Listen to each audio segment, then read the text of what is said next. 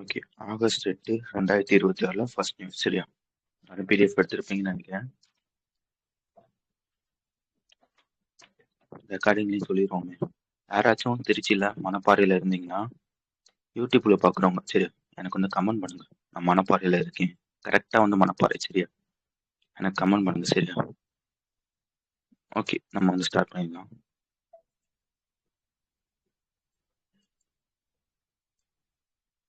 First news எடுத்துதாங்க.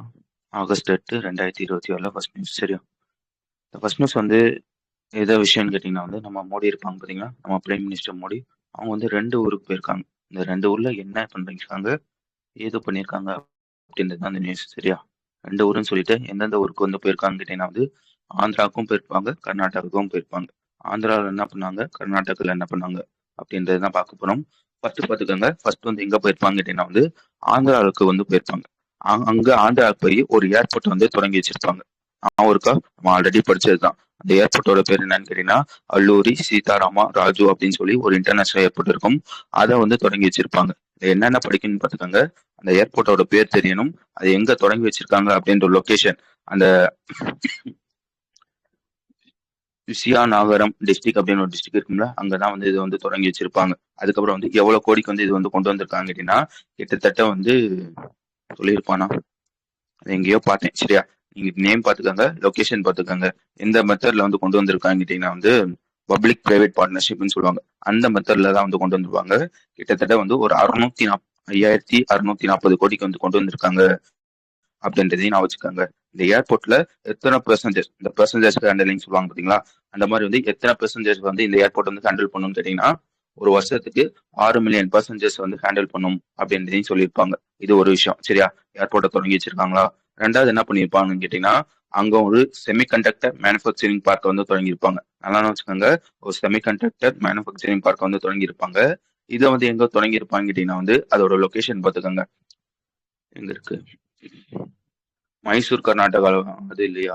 ஆக்சுவலா வந்து எங்க தொடங்கியிருப்பாங்க, விசாகப்பட்டினத்துல வந்து தொடங்கியிருப்பாங்க. அதனால வச்சுக்கோங்க, லொகேஷன் முக்கியம். விசாகப்பட்டினத்துல வந்து தொடங்கியிருப்பாங்க. எவ்வளவு இன்வெஸ்ட்மெண்ட், அதாவது எவ்வளவு இன்வெஸ்ட்மெண்ட் பண்ணி வந்து இதை வந்து கொண்டு வந்திருப்பாங்க அப்படின்னா இதுக்காக வந்து 460 கோடி வந்து இன்வெஸ்ட் வந்து பண்ணியிருப்பாங்க அப்படின்றதையும் சொல்ல தெரியணும். ஆந்திரால மொத்தமே 3 விஷயம் தான். ஃபர்ஸ்ட் வந்து ஒரு ஏர்போர்ட் தொடங்கியிருப்பாங்க. ரெண்டாவது விஷயம் என்னன்னு கேட்டீங்கன்னா வந்து ஒரு செமிகண்டக்டர் மேனுஃபேக்சரிங் பிளான்ட் பார்க் வந்து தொடங்கியிருப்பாங்க. மூணாவது விஷயம் என்னன்னு கேட்டீங்கன்னா இதையும் தாண்டி சில பல டெவலப்மெண்ட் ப்ராஜெக்ட் வந்து பண்ணியிருப்பாங்க. எத்தனை கோடிக்கு வந்து பண்ணியிருப்பாங்க கேட்டீங்கன்னா கிட்டத்தட்ட வந்து 17,900 கோடிக்கு வந்து பண்ணியிருப்பாங்க அப்படின்றதையும் சொல்ல தெரியணும். ஓகேவா, புரிஞ்சிச்சா? ஆந்திராவுக்கு எதுக்கு போயிருக்காங்கன்றது.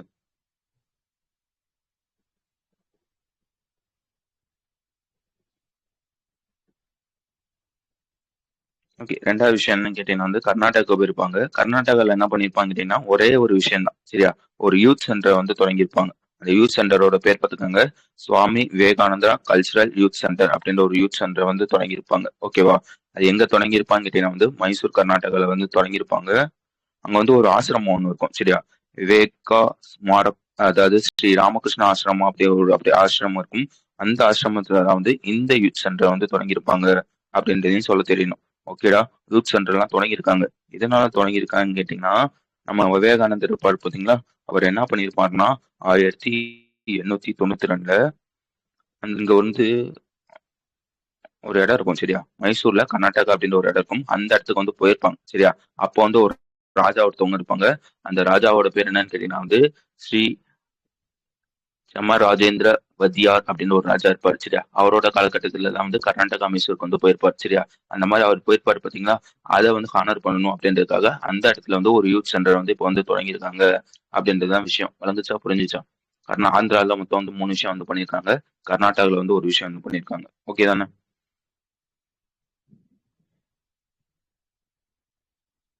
ஓகே, அடுத்த நிமிஷம் வந்துங்க. அடுத்த நிமிஷம் நம்ம மோடி தான் சரியா? இப்ப என்ன பண்ணிருப்பாங்க அப்படின்னா ஒரு கேம்பெயின் வந்து லான்ச் வந்து பண்ணிருக்காங்க. அந்த கேம்பெயினோட பேர் பார்த்துக்கோங்க. ஆல்ரெடி படிச்சதுதான். இந்த மாதிரி கேம்பெயின் வந்து வரப்போகுது அப்படின்னு படிச்சிருப்போம். இது வந்து இப்போ லான்ச் பண்ணிட்டாங்க அப்படின்றதுதான் விஷயம். இந்த கேம்பெயினோட பேர் பார்த்துக்கோங்க, நஷா முக்த் யுவா பாரத் விஸ்கித் பாரத் சாண்ட் கிளப் அபியான் அப்படின்றது அந்த கேம்பெயினோட பேர். ஓகேவா? அது என்னடா கேம்பெயின் கேட்டீங்கன்னா, நல்லா வச்சுக்கோங்க, இந்தியாவை ட்ரக் ஃப்ரீயா வந்து மாத்தணும் சரியா? அதாவது இந்த யங் பீப்புள்ஸ் எல்லாம் இருப்பாங்க பாத்தீங்களா, அவங்களுக்கு வந்து எப்படி வந்து ட்ரக்ல என்னென்ன பாதிப்பு வருது இந்த மாதிரி சொல்லி அவங்கள வந்து ட்ரக்ல இருந்து தள்ளி வைக்கணும் அப்படின்னு சொல்லி கொண்டு வரப்பட்ட ஒரு கேம்பெயின் தான் வந்து இந்த நஷா முக் யுவா ஃபார் விஸ்கித் பாரத் அப்படின்ற ஒரு கேம்பெயின். இந்த கேம்பெயின் இப்போ வந்து லான்ச் வந்து பண்ணியிருக்காங்க. யார் வந்து லான்ச் பண்ணியிருப்பாங்கன்னா நம்ம மோடி தான் வந்து லான்ச் வந்து பண்ணியிருக்காங்க அப்படின்றதையும் நான் வச்சுக்கோங்க. ஓகேடா, கேம்பெயின் ஸ்டார்ட் பண்ணிட்டாங்க. இந்த கேம்பெயின் வந்து எத்தனை வாரம் வந்து நடக்கும் கேட்டீங்கன்னா மொத்தம் வந்து 100 வாரம் நடக்கும் அப்படின்றதையும் சொல்ல தெரியணும். சரியா? என்ன சிறப்பு அம்சம்னா ஒவ்வொரு வாரத்திலயும் ஞாயிற்றுக்கிழமை இருக்கும் பாத்தீங்களா, இது வந்து இந்தியா ஃபுல்லா நடக்கும் இந்த கேம்பெயின். சரியா? ஒவ்வொரு வாரத்திலயும் ஞாயிற்றுக்கிழமை கரெக்டா வந்து ஞாயிற்றுக்கிழமை என்ன நடக்கும்னு கேட்டீங்கன்னா வந்து சில பல ஈவெண்ட்ஸ் எல்லாம் வந்து கண்டக்ட் பண்ணுவாங்க.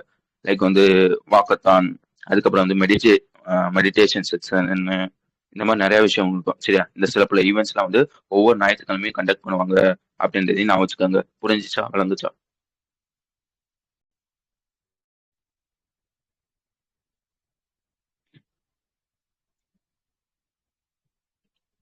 மொத்தம் எத்தனை லொகேஷன் பார்த்துக்கோங்க, 28,000 லொகேஷன். சரியா?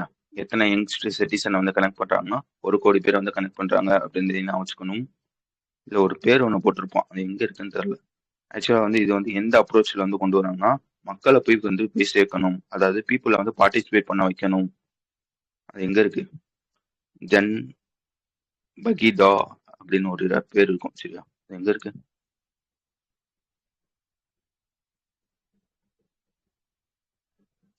நானே அண்டர்லைன் பண்ணியிருக்கேன்ல. மக்கள் வந்து பார்ட்டிசிபேட் பண்ணணும் அப்படின்னு சொல்லி வந்து ஒரு அப்ரோச்ல தான் கொண்டு வராங்க அப்படின்றதையும் நான் வச்சுக்கோங்க. ஓகேவா? வேற எதுவும் இதுல இருக்காது. அடுத்த விஷயம் வந்துருங்க. அடுத்த விஷயம் என்னன்னு கேட்டீங்கன்னா வந்து ஒரு கோர்ஸ். சரியா? இது யாருக்குன்னு கேட்டீங்கன்னா வந்து நம்ம ஆர்மி, நேவி, ஏர்ஃபோர்ஸ் இருப்பாங்க பாத்தீங்களா, அவங்க. சரியா? ட்ரை சர்வீஸ்ன்னு சொல்லுவாங்க. அவங்களுக்காக வந்து ஒரு கோர்ஸ் வந்து கொண்டு வந்திருக்காங்க. எதுக்காக கொண்டு வந்திருக்காங்கன்னு வச்சுக்கோங்க. இப்போ வந்து வார்லாம் நடக்குது பாத்தீங்களா, முன்னாடி வந்து ஒரு கன்னையோ ஒரு துப்பாக்கியோ எடுத்துட்டு போய் வந்து யுத்தம் வந்து யுத்தத்துக்கு வந்து போவாங்க. இப்ப என்ன நடக்குது, மோஸ்ட்லி வந்து ஏஐன்றாங்க, ட்ரான்ஸ்ன்றாங்க, சேட்டலைட் அட்டாக்னு சொல்றாங்க, சைபர் அட்டாக்னு சொல்றாங்க. இந்த மாதிரி வந்து டெக்னாலஜி யூஸ் பண்ணி தான் வந்து யுத்தமே பண்றாங்களா. அதனால என்ன பண்ணிருக்காங்கன்னா நம்மளோட ஆபீஸருக்கும் ஏஐன்னா என்னன்னு தெரியணும், சைபர் அட்டாக்னா என்னன்னு தெரியணும், ட்ரானை வந்து எப்படி ஆப்ரேட் பண்ணணும், சேட்டலைட் வந்து எப்படி ஆப்ரேட் பண்ணணும், இதெல்லாம் வந்து சொல்லி தரணும். சரியா? அதுக்காக வந்து இப்போ வந்து ஒரு கோர்ஸ் வந்து கொண்டு வந்திருக்காங்க. அந்த கோர்ஸ் தான் வந்து இந்த கோர்ஸ். அந்த கோர்ஸோட பேர் பார்த்துக்கோங்க, try service future warfare course அப்படின்றது அந்த கோர்ஸோட பேரு. இது வந்து இந்த வாட்டி எத்தனை எடிஷன் வந்து நடக்குதுன்னா 4வது எடிஷன் வந்து நடக்குது. எங்க நடக்குதுன்னு பார்த்துக்கோங்க, நியூ டெல்லியில மணிக்ஷா சென்டர் அப்படின்னு ஒரு சென்டர் இருக்கும். அங்கதான் வந்து இந்த 4வது எடிஷன் நடக்குது அப்படின்றதையும் நான் வச்சுக்கணும். வேற என்னடா இதுல படிக்கணும்னு கேட்டீங்கன்னா, இந்த நான் சொன்னேன் பார்த்தீங்கன்னா, இந்த கோர்ஸ் வந்து யார் கண்டக்ட் பண்றான்னு கேட்டீங்கன்னா head quarters integrated defence staff அப்படின்னு ஒருத்தவங்க இருப்பாங்க. அவங்க தான் வந்து கண்டக்ட் பண்றாங்க. அதுக்கப்புறம் வந்து இதை வந்து யார் வந்து கோஆர்டினேட் வந்து பண்றாங்கன்னு கேட்டீங்கன்னா centre for joint warfare studies அப்படின்னு ஒருத்தவங்க இருப்பாங்க. அவங்க வந்து இதை வந்து கோஆர்டினேட் வந்து பண்றாங்க. ஓகேவா? வேற என்ன இதுல படிக்கணும்னு கேட்டீங்கன்னா ஆல்ரெடி சொன்ன மாதிரி என்னென்னலாம் சொல்லி தருவாங்கன்னா ஏன்னா என்ன, கான்டென்ட் டெக்னாலஜினா என்ன, சைபர் செக்யூரிட்டினா என்ன, இந்த மாதிரி விஷயத்த வந்து இந்த கோர்ஸ்ல வந்து சொல்லி தருவாங்க. ஓகேடா? இது வந்து 4வது எடிஷன் சொல்லிட்டு ஃபர்ஸ்ட் எடிஷன் வந்து எப்போ கொண்டு வந்திருப்பாங்க கேட்டீங்கன்னா வந்து செப்டம்பர் 2024 வந்து கொண்டு வந்திருப்பாங்க அப்படின்றதையும் சொல்லியிருப்பாங்க. புரிஞ்சுச்சா? வழங்குச்சா?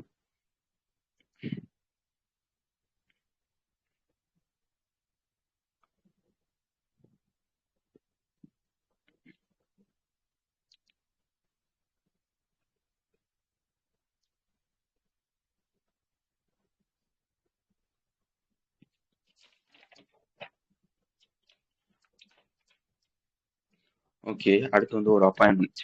சரியா? இந்த அப்பாயின்மெண்ட் யாருன்னு கேட்டீங்கன்னா ஆர்பிஐல புதுசா ஒருத்தவங்க வந்து எக்ஸிக்யூட்டிவ் டைரக்டரா வந்து போடுறாங்க. அந்த நியூஸ் தானே அது? அது இல்லையா? ஓகே, சரியா. ஆக்சுவலா வந்து இந்த 4வது நியூஸ் என்னன்னு கேட்டீங்கன்னா வந்து குஜராத்ல கிஃப்ட் சிட்டி அப்படின்னு ஒரு சிட்டி இருக்கும். அங்க வந்து ஒரு சென்டர் ஒன்று இருக்கும், ஐஎஃப்எஸ்சின்னு சொல்லுவாங்க. அதாவது இன்டர்நேஷனல் பினான்சியல் சர்வீஸ் சென்டர்னு சொல்லுவாங்க. அந்த international financial service centre authority, அதாவது அதுல வந்து ஒருத்தவங்க வந்து சேர்பர்சனா இருந்து இருப்பாங்க. அவங்களோட பேர் என்னன்னு கேட்டீங்கன்னா ராஜாராமன் அப்படின்றது அவங்களோட பேரு. அவங்க வந்து ஃபர்ஸ்ட் வந்து எப்போ வந்து சேர்பர்சனா இருப்பாங்க ஐஎஃப்எஸ்சில, ஃபர்ஸ்ட் எப்போ வந்து சேர்பர்சனா வந்து ஆயிருப்பாங்கன்னு கேட்டீங்கன்னா ஆகஸ்ட்ல 2023 ஆகஸ்ட்ல வந்து ஆயிருப்பாங்க. ஆக்சுவலா வந்து வரப்பே வந்து அவங்களுக்கு வந்து டென்யூர் வந்து 3 வருஷம் தான் அப்படின்றதே சொல்லியிருப்பாங்க. எப்ப சொல்லியிருப்பாங்கன்னா ஆகஸ்ட் 1 வந்து அடுத்த 3 வருஷம், அதாவது ஜூலை 31 2026 முடியும் வந்து நீ தான்ப்பா சேர்பர்சனா வந்து இருக்க போற அப்படின்றதையும் சொல்லியிருப்பாங்க. இப்ப என்ன பண்றாங்கன்னா வந்து அவரோட டென்யூர் வந்து இப்ப வந்து எக்ஸ்டெண்ட் வந்து பண்றாங்க அப்படின்றதான் விஷயம். ஓகேடா? எக்ஸ்டெண்ட் பண்றாங்கன்னு சொல்லிட்டு எத்தனை மாசத்துக்கு வந்து எக்ஸ்டெண்ட் பண்றாங்கன்னா இன்னும் ஒரு 27 மாசத்துக்கு எக்ஸ்டெண்ட் பண்றாங்க அதாவது அடுத்த அக்டோபர் 2028 அக்டோபர் இருக்கும் பாத்தீங்களா, அக்டோபர் 24 முடியும். இவர் தான் வந்து ஐஎஃப்எஸ்சியோட சேர்பர்சனா வந்து இருக்க போறாங்க அப்படின்றதையும் சொல்லியிருக்காங்க. புரிஞ்சுச்சா? நடந்துச்சா?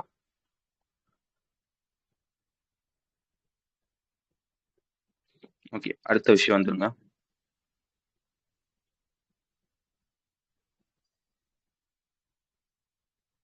ஓகே, இதை வந்து ஆல்ரெடி பார்த்தது சரியா. கருடானா பார்த்துருப்போம், அவருக்கு தானே 2 வாட்டி பார்த்துருப்போம்.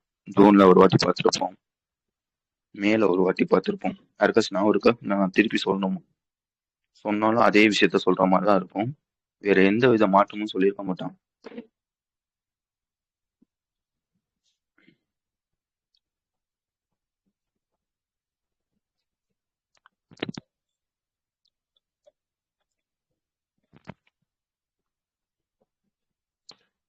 சொல்லவா? அடுத்த நியூஸ் போயிடலாம். ஓகே, நான் சொன்னாலும் அதே மாதிரி தான் சொல்ற மாதிரி இருக்கும். ஆல்ரெடி பார்த்த மாதிரி தான் இருக்கும் சரியா. ஆக்சுவலா வந்து எப்பப்போ பார்த்துருப்போம்னா ஜூன் 27 பார்த்துருப்போம் சரியா. அதே நியூஸை மே 13 பார்த்துருப்போம். திருப்பி அதே நியூஸ் தான் சரியா. இதுல 2 விஷயம் இருக்கும். ஒன்னு வந்து கருடா ஒன்று இருக்கும். செகண்ட் விஷயத்த வந்து நான் வந்து லாஸ்டா சொல்றேன் சரியா. கருடானா என்ன அப்படின்றத பார்த்துக்கோங்க. ஆக்சுவலா வந்து என்ன ஆயிருக்குன்னு கேட்டீங்கன்னா வந்து உங்களுக்கு வந்து ஃபண்டுன்னா என்ன அப்படின்றது நான் சொல்லியிருப்பேன் சரியா. ஆக்சுவலா வந்து இது வந்து எப்படி வேலை செய்யும் கேட்டீங்கன்னா, ஒரு இன்வெஸ்டர்ஸ் வந்து இருப்பாங்க. ABCD அப்படின்னு ஒரு 4 இன்வெஸ்ட், ஒரு எக்ஸாம்பிள் சொல்றேன். ஒரு 4 இன்வெஸ்டர் இருக்காங்கன்னு வச்சுக்கோங்களேன். அந்த 4 இன்வெஸ்டர் என்ன பண்ணுவாங்கன்னா வந்து அவங்ககிட்ட வந்து ஒரு 100 கோடி, 200 கோடி, 300 கோடி இந்த மாதிரி அமௌண்ட் இருக்கும். அவங்க வந்து இன்வெஸ்ட் வந்து பண்ணுவாங்க. ஃபண்டுல வந்து இன்வெஸ்ட் வந்து பண்ணுவாங்க. இந்த ஃபண்டுல வந்து மொத்தம் வந்து 4 பேர் சேர்ந்து வந்து ஒரு 1000 கோடி இன்வெஸ்ட் பண்றாங்கன்னு வச்சுக்கோங்களேன். இந்த 1000 கோடி வச்சு லைக் வந்து ஒரு ஸ்டார்ல இன்வெஸ்ட் பண்றது, இல்ல ஒரு பாண்ட்ல இன்வெஸ்ட் பண்றது, இந்த மாதிரி விஷயத்த வந்து பண்ணுவாங்க. லைக் வந்து இப்போ வந்து ஒரு கம்பெனில இன்வெஸ்ட் பண்றாங்கன்னு வச்சுக்கோங்க. அந்த கம்பெனில வந்து வர ப்ராஃபிட் இருக்கும் பாத்தீங்களா, அந்த ப்ராஃபிட்டை இந்த இன்வெஸ்டர்ஸ்க்கு வந்து பிரிச்சு வந்து கொடுப்பாங்க. இப்படிதான் வந்து இந்த ஃபண்ட் வந்து வேலை செய்யும். ஓகேவா? இது உங்களுக்கு நல்லா தெரியும். இப்போ வந்து ஒரு ப்ராஃபிட் வந்து ஒரு 1000 கோடி வந்து வருதுன்னு வச்சுக்கோங்களேன். அந்த 1000 கோடியை ஏபிசி எவ்வளவு இன்வெஸ்ட் வந்து பண்ணியிருக்காங்க, 1:2:3:4 இன்வெஸ்ட் பண்ணியிருக்காங்கன்னா, அந்த 1000 கோடியை 1:2:3:4 வந்து பிரிப்பாங்க. பிரிச்சு ஒவ்வொரு ஆளுக்கும் எவ்வளவு ப்ராஃபிட் அப்படின்னு சொல்லி வந்து பிரிச்சு வந்து கொடுப்பாங்க. இந்த வேலையை எல்லாத்தையும் யார் வந்து பண்ணுவாங்க கேட்டீங்கன்னா, ஃபண்ட் மேனேஜர் அப்படின்னு ஒருத்தவங்க இருப்பாங்க. அவங்க தான் வந்து இந்த வேலையை வந்து பண்ணுவாங்க. ஓகேவா? இது வந்து ஃபண்டு. அதுக்கப்புறம் வேற என்ன பார்த்துருப்போம்னா வந்து ஆல்டர்னேட்டிவ் இன்வெஸ்ட்மெண்ட் பண்ணா என்னன்னு தெரியணும் சரியா. ஃபண்டுனா உங்களுக்கு நல்லா தெரியும். லைக் வந்து நார்மலா வந்து ஒரு ஷேர்லயோ, ஒரு பாண்ட்லயோ, ஒரு டெபாசிட்லயோ இன்வெஸ்ட் பண்றது வந்து ஃபண்டுன்னு சொல்லுவாங்க. ஆல்டர்னேட்டிவ் இன்வெஸ்ட்மெண்ட் பண்ணா டிஃப்ரெண்ட் திங்ஸ்ல லைக் வந்து என்ன சொல்றது, ஒரு ஸ்டார்ட் அப்லயோ, ஒரு பேங்க்ரப்ட் கம்பெனிலயோ, இல்லைன்னா வந்து ஒரு ப்ராப்பர்ட்டிலயோ, இதுல வந்து இன்வெஸ்ட் பண்ணுவாங்க பாத்தீங்களா. நார்மலா இன்வெஸ்ட் பண்ணாம டிஃப்ரெண்டா வந்து இன்வெஸ்ட் வந்து பண்ணுவாங்க பாத்தீங்களா. இதான் வந்து ஆல்டர்னேட்டிவ் இன்வெஸ்ட்மெண்ட் ஃபண்டுன்னு சொல்லுவாங்க. இப்ப இந்த கதைக்கு வாங்க. இப்ப என்ன படிச்சிருப்போம் கேட்டீங்கன்னா, இந்த கருடால நல்லா வச்சுக்கோங்க. ஒரு கம்பெனி இப்போ வந்து நானே வந்து ஒரு ஆல்டர்னேட்டிவ் இன்வெஸ்ட்மெண்ட் ஃபண்ட் வந்து விடுறேன்னு வச்சுக்கோங்களேன். என்னால வந்து நார்மலா வந்து விட முடியாது சரியா. ஃபர்ஸ்ட் வந்து நான் வந்து செபிட்ட வந்து அப்ரூவல் வாங்கணும். ஆனான்னு வச்சுக்கோங்க, இப்போ வந்து ஒரு ஆல்டர்னேட்டிவ் இன்வெஸ்ட்மெண்ட் ஃபண்ட் வந்து விடணும்னா கண்டிப்பா செபிட்ட வந்து நீ வந்து அப்ரூவல் வந்து வாங்கணும். செபிட்ட வந்து எப்படி வந்து அப்ரூவல் வந்து வாங்குவ? ஃபர்ஸ்ட் வந்து நீ வந்து ஒரு டாக்குமெண்ட் மாதிரி ரிலீஸ் பண்ணணும் சரியா. அதாவது அந்த டாக்குமெண்டோட பேர் என்னன்னு கேட்டீங்கன்னா பிபிஎம் சொல்லுவாங்க. அதாவது பிரைவேட் பிளேஸ்மெண்ட் மெமரண்டம் சொல்லுவாங்க சரியா. இந்த டாக்குமெண்ட்ல என்ன இருக்கும்னு கேட்டீங்கன்னா, இந்த ஆல்டர்னேட்டிவ் இன்வெஸ்ட்மெண்ட் ஃபண்ட்ல யார் யாரெல்லாம் வந்து இன்வெஸ்டர்ஸ், அதாவது ஏபிசின்னு சொன்னேன்னா இந்த மாதிரி யார் யாரெல்லாம் இன்வெஸ்ட் பண்ணிருக்காங்க, எவ்வளவு இன்வெஸ்ட் பண்ணிருக்காங்க சரியா. அந்த ஃபண்டை வச்சு லைக் வந்து மொத்தம் 1000 கோடி வருதுன்னா அந்த 1000 கோடி வச்சு எந்த ஸ்டார்ட் அப்ல நாங்க வந்து இன்வெஸ்ட் வந்து பண்ண போறோம், எந்த கம்பெனில வந்து நாங்க வந்து இன்வெஸ்ட் வந்து பண்ண போறோம், இந்த மாதிரி வந்து இந்த ஃபண்டை பத்தி எல்லா டீடைல்ஸும் இந்த டாக்குமெண்ட்ல இருக்கும். அந்த டாக்குமெண்டோட பேர் என்னன்னு கேட்டீங்கன்னா பிபிஎம் சொல்லுவாங்க. அதாவது பிரைவேட் பிளேஸ்மெண்ட் மெமரண்டம்னு சொல்லுவாங்க சரியா. இல்ல என்ன விஷயம்னு கேட்டீங்கன்னா, இப்போ வந்து நான் வந்து ஒரு டாக்குமெண்ட் வந்து ரெடி பண்ணிட்டேன்னு வச்சுக்கோங்களேன். அந்த பிபிஎம் ரெடி பண்ணிட்டேன். ரெடி பண்ணிட்டு செபிட்ட கொடுத்தீங்கன்னா அடுத்த நாளே என்னால வந்து இந்த மாதிரி வந்து ஒரு ஆல்டர்னேட்டிவ் இன்வெஸ்ட்மெண்ட் ஃபண்டை வந்து விட முடியுமான்னு கேட்டீங்கன்னா கிடையாது. என்ன ஆகும்னு கேட்டீங்கன்னா, அதுக்கு வந்து காலக்கெடு வந்து எவ்வளவுன்னு கேட்டீங்கன்னா 30 நாள் வெயிட் பண்ற மாதிரி இருக்கும். அதுக்கப்புறம் தான் வந்து செபி வந்து எனக்கு வந்து அப்ரூவல் வந்து கொடுப்பாங்க. அதுக்கப்புறம் தான் வந்து என்னால் வந்து ஆல்டர்னேட்டிவ் இன்வெஸ்ட்மெண்ட் ஃபண்டை வந்து விட முடியும். ஆனா வந்து இந்த கருடால வந்து என்ன சொல்லியிருப்பாங்கன்னா, கருடா ஃப்ரேம் ஒர்க் அப்படின்னு ஒரு ஃப்ரேம் ஒர்க் வந்து ரீசெண்டா கொண்டு வந்திருப்பாங்க. மே மாசம் வந்து கொண்டு வந்திருப்பாங்க. அந்த ஃப்ரேம் ஒர்க்ல என்ன சொல்லியிருப்பான்னா, இது வரைக்கும் வெயிட்டிங் பீரியட் வந்து எத்தனை நாள், 30 நாள்ப்பா இருந்துச்சுப்பா. நான் அந்த வெயிட்டிங் பீரியட 30 நாள்ல இருந்து 10 நாளா வந்து குறைக்கிறேன் அப்படின்னு சொல்லி வந்து ஒரு விஷயம் வந்து கொண்டு வந்திருப்பாங்க. நான் இருக்கா?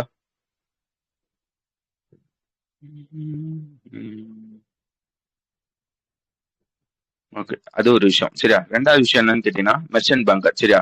இந்த மாதிரி ஓகேடா டாக்குமெண்டா விட்டுட்ட, நீ கொடுத்த டாக்குமெண்ட் கரெக்டா இருக்கா இல்லையா, அதாவது யாரெல்லாம் இன்வெஸ்ட் பண்ணிருக்காங்க, எவ்வளவு இன்வெஸ்ட் பண்ணிருக்காங்க, இந்த மாதிரி வந்து டாக்குமெண்ட்ல இந்த பிபிஎம்ல வந்து சொல்லிட்டேன். அந்த நீ கொடுத்த பிபிஎம் வந்து கரெக்டா இருக்கா இல்லையா அப்படின்றது வந்து ஒருத்தவங்க வந்து செக் வந்து பண்ணுவாங்க. அதை செக் பண்றாங்க பாத்தீங்களா, அவங்களோட பேர் என்னன்னு கேட்டீங்கன்னா மெர்ச்சன்ட் பேங்க்னு சொல்லுவாங்க. இந்த கருடா ஃப்ரேம் ஒர்க்ல என்ன சொல்லியிருப்பானா, நல்லா வச்சுக்கோங்க, இந்த ஆல்டர்னேட்டிவ் இன்வெஸ்ட்மெண்ட்டுக்கு நீ வந்து ஒரு டாக்குமெண்ட், அதாவது இந்த பிபிஎம் வந்து சப்மிட் பண்றியா, இந்த சப்மிட் பண்றதை செக் பண்றது யாருன்னு கேட்டீங்கன்னா மெர்ச்சன்ட் பேங்கர் தான் வந்து கண்டிப்பா செக் பண்ணணும். இதுதான் முன்னாடி இருந்துச்சு.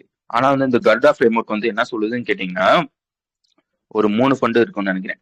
என்னென்னு பார்த்துக்கோங்க, அக்ரிகேட்டட் இன்வெஸ்டர் ஒன்லி அப்படின்னு ஒரு ஃபண்டும், அதே மாதிரி வந்து ஏஞ்சல் ஃபண்ட் அப்படின்னு ஒரு ஃபண்டும், லார்ஜ் வேல்யூ ஃபண்ட் அப்படின்னு ஒரு ஃபண்டும். இந்த 3 ஃபண்டுக்கும் வந்து இந்த கர்டா ஃப்ரேம் ஒர்க் வந்து விதிவிலக்கு வந்து கொடுத்துருக்கும். என்ன சொல்லியிருக்கோம்னு கேட்டீங்கன்னா, நார்மலா வந்து ஒரு ஃபண்ட் இருந்துச்சுன்னா அதை மெர்ச்சன்ட் பேங்கர் தான் வந்து செக் வந்து பண்ணுவாங்க. நான் இந்த கர்டா ஃப்ரேம் ஒர்க்குள்ள வந்து என்ன கொண்டு வந்திருக்கேன்னு கேட்டீங்கன்னா, இதை சொன்னேன் பாத்தீங்களா, இந்த 3 ஃபண்டு, இந்த 3 ஃபண்டுக்கு செக் பண்றதுக்கு வந்து மெர்ச்சன்ட் பேங்கர் வந்து கண்டிப்பா தேவைப்படாதுப்பா, அதாவது கண்டிப்பா மேண்டேட்டரியா வந்து தேவையில்லப்பா. உன்னோட கம்பெனிஸ்லே லைக் வந்து சீனியர் ஆபீசர்ஸ் எல்லாம் இருப்பாங்க பாத்தீங்களா, இந்த சிஇஓ, இந்த மாதிரி வந்து சிஇஓ, கம்ப்ளைண்ட் ஆபீசர், இந்த மாதிரி வந்து சீனியர் ஆபீசர் இருப்பாங்க பாத்தீங்களா, அவங்க செக் பண்ணா மட்டும் போதும், கண்டிப்பா மெர்ச்சன்ட் பேங்கர் வந்து செக் பண்ண தேவையில்ல அப்படின்னு சொல்லி வந்து ஒரு ஃப்ரேம் ஒர்க் வந்து கொண்டு வந்திருப்பாங்க. இதையும் படிச்சிருப்போம். நான் அவருக்கு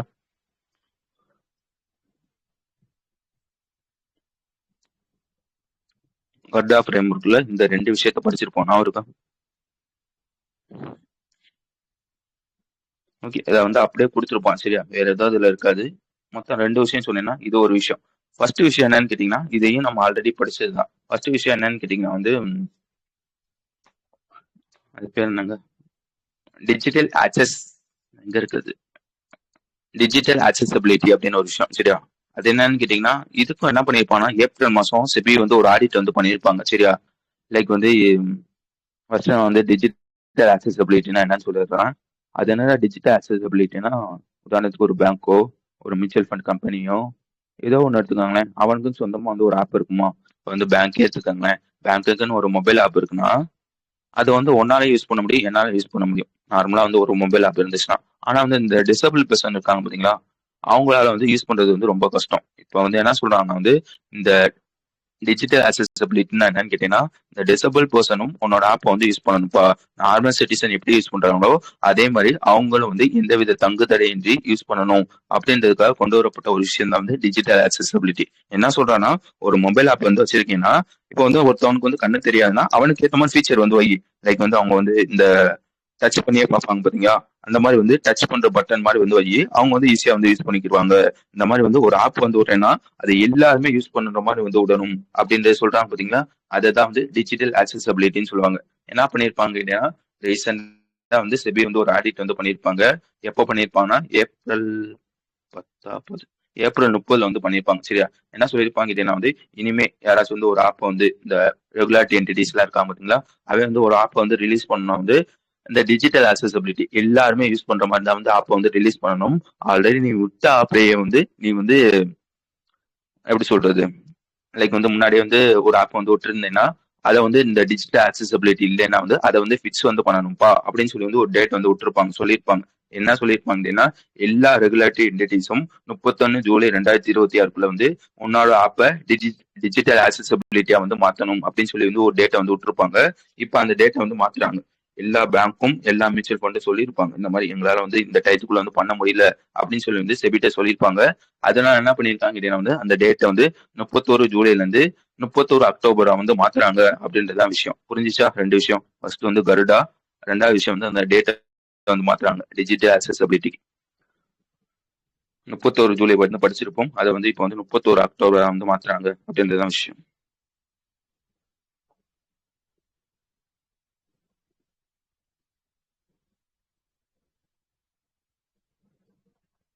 ஆக்சுவலா வந்து இந்த நோட்டிபிகேஷன் வந்தா எல்லாரும் வருவாங்கன்னு கேள்விப்பட்டிருக்கேன். நோட்டிபிகேஷன் வந்தோடனே பாதி பேர் இருக்காங்க.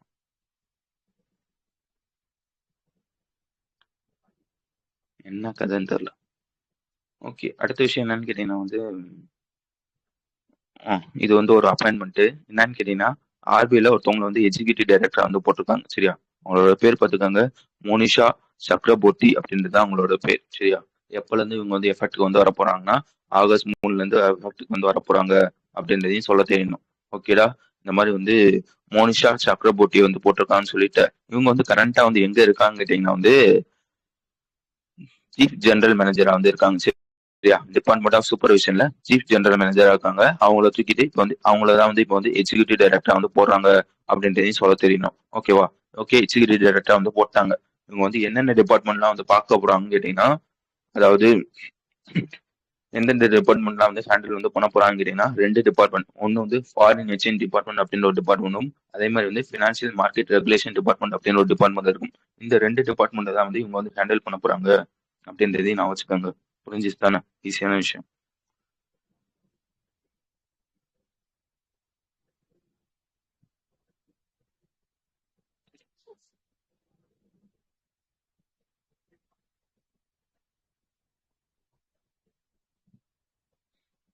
ஓகே, அடுத்த விஷயம் வந்துருங்க. அடுத்த விஷயம் என்னன்னு கேட்டீங்கன்னா வந்து நம்ம ஐஆர்டிஏ இருப்பாங்க பார்த்தீங்களா, அதாவது insurance regulatory and development authority of இந்தியான்னு சொல்லுவாங்க. இவன் வந்து ஒரு 2 விஷயத்த வந்து கொண்டு வந்திருக்காங்க. நல்லா வச்சுக்கோங்க.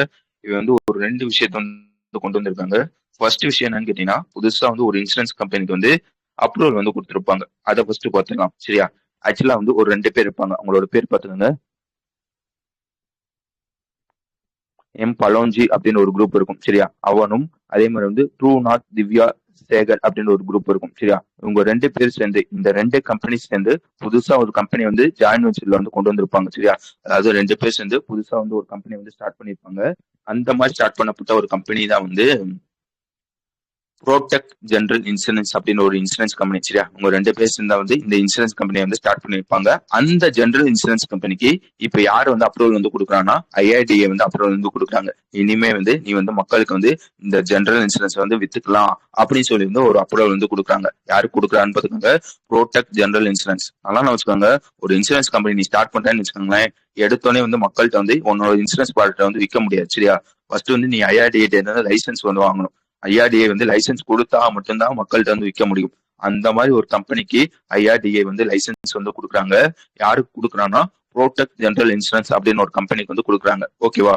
ஆல்ரெடி நம்ம வந்து பார்த்திருப்போம். 2026 மட்டும் நம்ம ஐஆர்டிஏ வந்து எத்தனை இன்சூரன்ஸ் கம்பெனிக்கு வந்து லைசன்ஸ் வந்து கொடுத்துருப்பாங்கன்னா இது வந்து 4வது அப்படின்றதையும் நான் வச்சுக்காங்க. புரிஞ்சுட்டாங்க?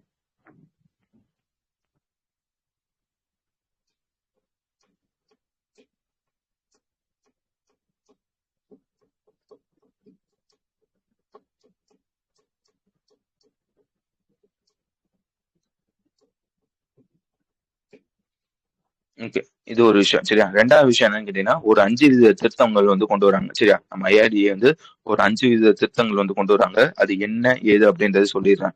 ஃபர்ஸ்ட் விஷயம் என்னன்னு கேட்டீங்கன்னா பிஇபிஎஃப்னு சொல்லுவாங்க. அதாவது policy holder education and protection ஃபண்ட்னு சொல்லுவாங்க. சரியா?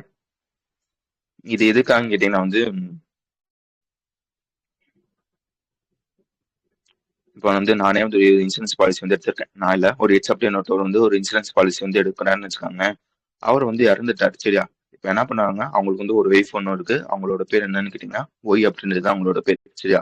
இப்ப என்ன நடக்கும்னு கேட்டீங்கன்னா வந்து இந்த ஒய்க்கு வந்து எப்படி வந்து இந்த இன்சூரன்ஸ் பாலிசி வந்து கிளைம் பண்ணணும், இந்த மாதிரி எந்த விஷயமும் தெரியாது. இப்ப என்ன பண்றாங்கன்னு கேட்டீங்கன்னா வந்து பிஇபிஎஃப். சரியா? அதாவது policy hold policy holders education and protection ஃபண்ட்னு சொல்லுவாங்க. இது எதுக்காக வந்து கொண்டு வந்திருக்காங்க கேட்டீங்கன்னா வந்து மக்களுக்கு வந்து இன்சூரன்ஸ்னா என்ன, அது எப்படி வந்து எப்படி வந்து கிளைம் வந்து பண்ணணும் அப்படின்னு சொல்லி வந்து பேசிக் அவேர்னஸ் எல்லாம் இருக்கும் பாத்தீங்களா, இதை வந்து மக்களுக்கு வந்து எஜுகேட் வந்து பண்ணணும் அப்படின்றதுக்காக ஒரு விஷயத்த வந்து ஸ்டார்ட் பண்ணிருக்காங்க ஐஆர்டிஐ. என்ன விஷயத்த வந்து ஸ்டார்ட் பண்ணிருக்காங்கன்னா policy holders education and protection fund அப்படின்ற ஒரு விஷயத்த வந்து ஸ்டார்ட் பண்ணிருக்காங்க. இது என்ன விஷயம்னு கேட்டீங்கன்னா இது எது கீழே ஸ்டார்ட் பண்ணிருக்காங்கன்றது முக்கியம். ஐஆர்டிஏ ஆக்ட் ஒன்று இருக்கும், 1999 அப்படின்னு ஒன்று இருக்கும். அதுல செக்ஷன் 16A அப்படின்னு ஒரு செக்ஷன் இருக்கும். அது கீழே தான் வந்து இந்த விஷயத்த வந்து தொடங்கியிருக்காங்க அப்படின்றதையும் நான் வச்சுக்கணும். இது ஒரு விஷயம். சரியா? 2வது விஷயம் என்னன்னு கேட்டீங்கன்னா வந்து சேல்ஸ் பர்சன். மொத்தம் 5 திருத்தங்கள் சொல்லியிருப்பேன்னா இது ஃபர்ஸ்ட் விஷயம். சரியா? 2வது விஷயம் என்னன்னு கேட்டீங்கன்னா சேல்ஸ் பர்சனுக்காக என்ன சொல்றாங்கன்னு கேட்டீங்கன்னா இந்த சேல்ஸ் பர்சன் எல்லாம் இருப்பாங்க பாத்தீங்களா, மக்கள்கிட்ட வந்து இன்சூரன்ஸ் பாலிசி வந்து விற்பாங்க பாத்தீங்களா, அவங்களுக்கு வந்து ஒரு விஷயம் வந்து சொல்லியிருக்காங்க. இந்த மாதிரி வந்து யாராச்சும் ஒரு பாலிசியை மக்கள்கிட்ட வந்து வித்தாங்கன்னா, நல்லா வச்சுக்கோங்க, இதை இனிமே யாராச்சும் ஒரு பாலிசியை வந்து மக்கள்கிட்ட வந்து வித்தாங்கன்னா அந்த பாலிசியில வந்து என்ன இருக்கணும்னு கேட்டீங்கன்னா யார் இந்த பாலிசி வந்து வித்தாங்க, சேல்ஸ் பர்சன் நேம் இருக்கு பாத்தீங்களா, நேமு ஐடி வந்து கண்டிப்பா வந்து இருக்கணும். அப்படி இருந்தா மட்டும்தான் வந்து மக்கள்கிட்ட வந்து விற்க முடியும் அப்படின்னு சொல்லி ஒரு ரூல்ஸ் வந்து கொண்டு வந்திருக்காங்க. இது எதுக்காக கேட்டீங்கன்னா வந்து ரீசெண்டா ஒரு பிரச்சனை ஆயிருக்கும். என்ன ஆயிருக்கும் கேட்டீங்கன்னா வந்து இந்த மாதிரி வந்து ஒரு சேல்ஸ் பர்சன் வந்து இந்த மாதிரி வந்து எக்ஸ் அப்படின்னு ஒருத்தவன்ட்டு வந்து ஒரு இன்சூரன்ஸ் பாலிசி வந்து வித்துறாங்க. சரியா? இந்த மாதிரி வந்து என்ன சொல்றாங்கன்னா வந்து இந்த மாதிரி ஹெல்த் இன்சூரன்ஸ் நீ எடுத்தீங்கன்னா எந்த ஹாஸ்பிட்டல்லையும் நீ வந்து ஃப்ரீயா வந்து கிளைம் பண்ணிக்கலாம் அப்படின்னு சொல்லி வந்து ஒரு இன்சூரன்ஸ் பாலிசி வந்து விற்கிறாங்கன்னு வச்சுக்கோங்களேன். இப்போ என்ன இருக்குன்னு கேட்டீங்கன்னா அவன் சொல்றப்ப என்ன சொல்லியிருக்கான்னு கேட்டீங்கன்னா ஒரு 5 லட்சம் முடி வந்து எல்லா ஹாஸ்பிட்டல்லையும் ஃப்ரீயா வந்து நீ வந்து பாத்துக்கலாம் அப்படின்னு சொல்லி தான் வந்து வித்திருப்பாங்க. ஓகேவா? ஆனா வந்து என்ன நடக்கும்னு கேட்டீங்கன்னா அதுல வந்து சில பல கண்டிஷன்லாம் இருக்கும். இந்த ஹாஸ்பிட்டல்லாம் வந்து இது கீழே வந்து வராது, இந்த ரூபாய் கீழே இருந்தா மட்டும்தான் வந்து கிளைம் ஆகும் அப்படின்னு சொல்லி வந்து சில பல கண்டிஷன்ஸ் எல்லாம் வந்து இருக்கும். அதெல்லாம் வந்து அவன் வந்து சொல்லியிருக்க மாட்டாங்க. சரியா? சும்மா மேலாப்புல சொல்லி வந்து வித்துட்டு வந்து போயிடுறாங்க. இப்போ வந்து நான் வந்து அந்த எக்ஸ் வந்து கேஸ் வந்து போடணும்னா யார் அவன்கிட்ட வந்து வித்தா அப்படின்றது தெரியாதுல்ல. இந்த விஷயத்துக்காக தான் வந்து புதுசா ஒரு விஷயம் வந்து கொண்டு வராங்க. இனிமே ஒரு சேல்ஸ் பர்சன் மக்கள்கிட்ட வந்து பாலிசியை வந்து விற்கணும்னா அந்த பாலிசி லைக் வந்து என்ன சொல்றது, லைக் வந்து இவர் தான் அந்த பாலிசியை வந்து வித்தாரு, இவரோட ஐடி இதுதான் அப்படின்னு சொல்லி அந்த பாலிசியில வந்து கண்டிப்பா வந்து மென்ஷன் பண்ணிருக்கணும் அப்படின்னு சொல்லி வந்து ஒரு விஷயத்த வந்து கொண்டு வராங்க. புரிஞ்சுச்சா? விளங்குச்சா?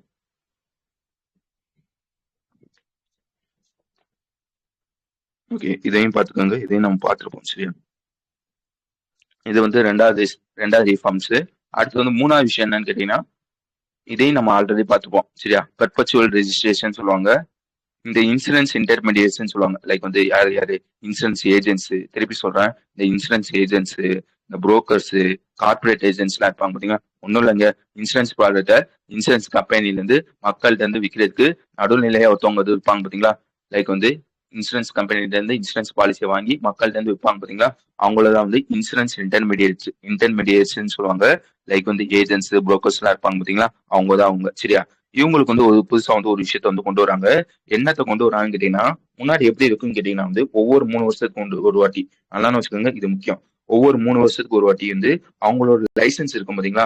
நான் வந்து இன்சூரன்ஸ் ஏஜென்டா இருந்தேன்னா எனக்குன்னு ஒரு லைசன்ஸ் வந்து கொடுப்பாங்க. அந்த லைசன்ஸை ஒவ்வொரு 3 வருஷத்துக்கு ஒரு வாட்டி வந்து நான் வந்து திருப்பி எடுக்கிற மாதிரி. லைக் வந்து 3 வருஷம் முடிஞ்சிச்சுன்னா அந்த லைசன்ஸ் வந்து எக்ஸ்பைரி ஆயிடும். சரியா? நான் வந்து திருப்பி வந்து அந்த லைசன்ஸ் வந்து அப்ளை பண்ற மாதிரி இருக்கும். என்னோட டாக்குமெண்ட்ஸ் எல்லாம் சப்மிட் பண்ணி அப்ளை பண்ற மாதிரி இருக்கும். இப்ப என்ன பண்றாங்கன்னு கேட்டீங்கன்னா நீ வந்து ஒவ்வொரு 3 வருஷத்துக்கு ஒரு வாட்டி வந்து திருப்பி திருப்பி அப்ளை பண்ற மாதிரி இருக்கு. இனிமே வந்து அந்த கவலையெல்லாம் இல்ல. உன்னோட லைசன்ஸ் வந்து ஆட்டோமேட்டிக்கா ரினியூவல் ஆகும். லைக் வந்து எக்ஸ்பைரியே ஆகாது அப்படின்றது சொல்லியிருக்காங்க. ஆனா வந்து ஒரு 2 கண்டிஷன் வந்து சொல்லியிருக்காங்க. என்னென்ன கண்டிஷன் வந்து சொல்லியிருக்காங்கன்னா நீ வருஷம் வருஷம் இந்த அனுவல் ஃபீஸ் இருக்கு பாத்தீங்களா, அது வந்து கரெக்டா வந்து கட்டியிருக்கணும். அதுக்கப்புறம் வந்து ஐஆர்டிஏ ரூல்ஸ் இருக்கு பாத்தீங்களா, அதை வந்து கரெக்டா வந்து ஃபாலோ பண்ணிருக்கணும். இந்த 2 விஷயத்த நீ வந்து கரெக்டா பண்ணேன்னா நீ வந்து ஒவ்வொரு 3 வருஷத்துக்கு ஒரு வாட்டி லைசன்ஸ் வந்து நீ வந்து ரினியூ பண்ண தேவையில்ல, அதாவது திருப்பி வந்து அப்ளை பண்ண தேவையில்ல. உன்னோட லாங் டைமா நீ வந்து எவ்வளவு வருஷம் வந்து இந்த ஃபீஸ் வந்து கட்டுறியோ அவ்வளவு வருஷம் வந்து உன்னோட லைசன்ஸ் வந்து கண்டினியூ ஆகும் அப்படின்றதையும் சொல்லியிருக்காங்க. வழங்குச்சா? புரிஞ்சுச்சா? மூணாவது விஷயம்.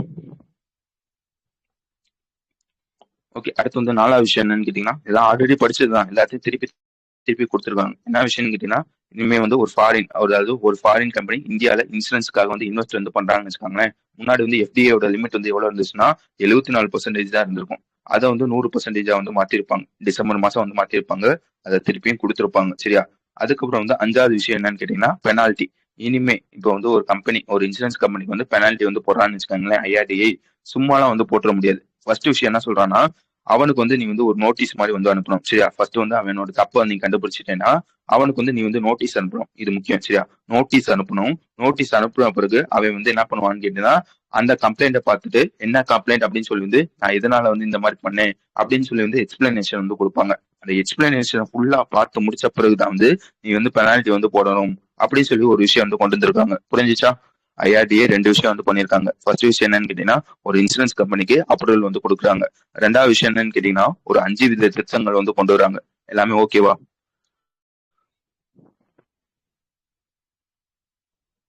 இதுல ஃபர்ஸ்ட் 3 திருத்தம் வந்து ஓகே. இதுல 4வது திருத்தம் வந்து என்னன்னு கேட்டீங்கன்னா வந்து 2 ஆக்ட் இருக்கும், அதை பாத்துக்கோங்க.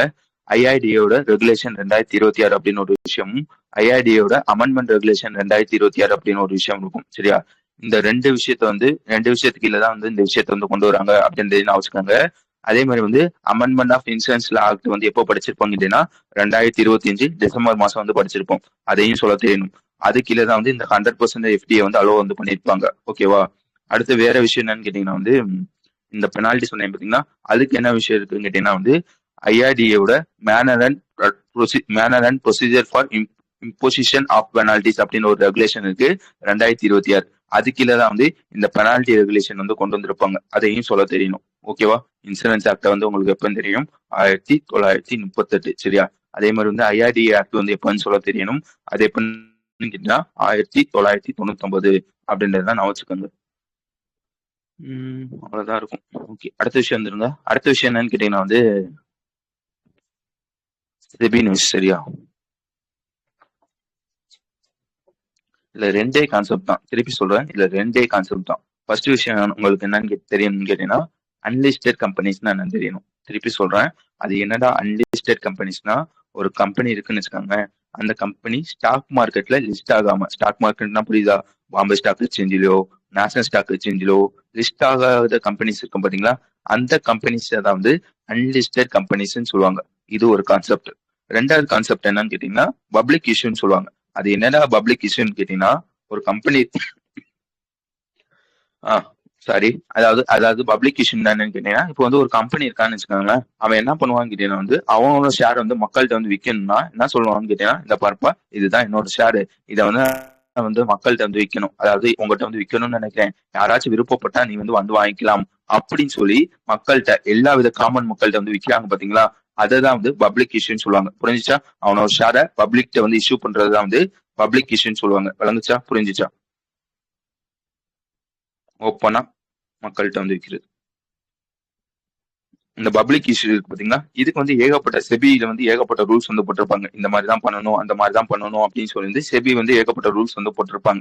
இப்ப என்ன பண்றாங்கன்னா ஒரு கிளாரிபிகேஷன் வந்து கொடுக்குறாங்க. இந்த நியூஸ்ல என்னன்னு கேட்டீங்கன்னா ஒரு கிளாரிபிகேஷன் வந்து செபி வந்து கொடுக்குறாங்க அப்படின்றதுதான் விஷயம். அப்படி என்னடா கிளாரிபிகேஷன் வந்து கொடுக்குறாங்கன்னா, இப்போ வந்து நார்மல் பர்சன் வந்து கேட்கறாங்க, இந்த பார்ப்பா ஒரு கம்பெனி அவனோட ஷேரை மக்கள்கிட்ட வந்து வித்தாங்கன்னா அதை வந்து நீ வந்து பப்ளிக் இஷ்யூ கீழே வந்து கொண்டு வர, இது ஓகே. ஆனா வந்து இந்த நல்லா வச்சுக்கோங்க, எக்ஸ் அப்படின்னு ஒரு கம்பெனி இருக்குன்னு வச்சுக்கோங்க, அந்த கம்பெனி அவனோட ஷேரை பப்ளிக் வந்து விற்கிறாங்க, அதை வந்து நீ வந்து பப்ளிக் இஷ்யூன்னு சொல்ற, ஓகே. அதுக்கு வந்து ஏகப்பட்ட ரூல்ஸ் வந்து போட்டிருக்கு. ஆனா வந்து இந்த எக்ஸ் அப்படின்ற கம்பெனி வந்து விற்காம இந்த எக்ஸ்ல வந்து ஒரு 3 பேர் வந்து ஷேர் வந்து வச்சிருக்காங்கன்னு வச்சுக்கோங்க, ஏ பி சி, மொத்தம் வந்து எக்ஸ்ன்ற கம்பெனில ஒரு 500 ஷேர் வந்து இருக்குன்னு வச்சுக்கோங்க. அதுல ஏ அப்படின்றவன் வந்து, அதாவது 3 ஷேர் ஹோல்டர்ஸ் இருக்காங்க, ஏ பி சி. சரியா? இந்த ஏ அப்படின்றவன்ட்டு வந்து ஒரு 350 ஷேரும், பி அப்படின்ற ஒருத்தவன்ட்டு 100 ஷேரும், சி அப்படின்ற ஒருத்தவன்ட்ட 50 ஷேரும் இருக்குன்னு வச்சுக்கோங்களேன். இப்ப எக்ஸ் வந்து அவனோட ஷேரை பப்ளிக்ட வித்தா வந்து அது வந்து பப்ளிக் இஷ்யூன்னு சொல்ற. இப்ப இந்த ஷேர் ஹோல்டர்ஸ் இருக்காங்க பாத்தீங்களா, அவன்கிட்ட இப்ப ஏட்ட வந்து ஒரு 150 ஷேர் இருக்கு. இந்த ஷேரை அவன் வந்து இன்வெஸ்டர் லைக் வந்து ஒரு பப்ளிக்ட வந்து வித்தானா அதை நீ வந்து பப்ளிக் இஷ்யூன்னு சொல்லுவியா, இல்ல நார்மலா வந்து விக்கிறாங்கன்னு சொல்லுவியா அப்படின்னு சொல்லி வந்து கேட்டிருப்பாங்க. அதுக்கான கிளாரிபிகேஷன் வந்து இப்ப வந்து செபி வந்து விடுறாங்க. என்ன சொல்றாங்கன்னா, இந்த மாதிரி ஷேர் ஹோல்டர்ஸ் வந்து அவனோட ஷேரை மக்கள்கிட்ட வந்து வித்தாங்கன்னா அது வந்து பப்ளிக் இஷ்யூ கீழே வந்து வராதுப்பா. லைக் வந்து அதுக்கு வந்து எந்தவித ரூல்ஸும் கிடையாது. நார்மலா ஒரு கம்பெனி வந்து அவனோட ஷேரை பப்ளிக்ட வித்தா மட்டும்தான் வந்து பப்ளிக் இஷ்யூ கீழே வந்து வரும். அதுக்கு தான் வந்து நிறைய ரூல்ஸ் வந்து இருக்கு. ஆனா வந்து இந்த ஷேர் ஹோல்டர்ஸ் மக்கள்கிட்ட வந்து வித்தாங்கன்னா அது வந்து பப்ளிக் இஷ்யூ கீழே வந்து வராதுப்பா அப்படின்னு சொல்லி வந்து கிளாரிஃபை வந்து பண்ணிருக்காங்க. ஆனா வந்து ஒரு 3 கண்டிஷன் வந்து போட்டிருக்காங்க. புரிஞ்சுச்சா நான் சொன்னது? அதுக்காச்சும் எங்கேயாச்சும் புரியலன்னா சொல்லிருங்க, நான் திருப்பி சொல்லிடுறேன். முக்கியமான விஷயம்.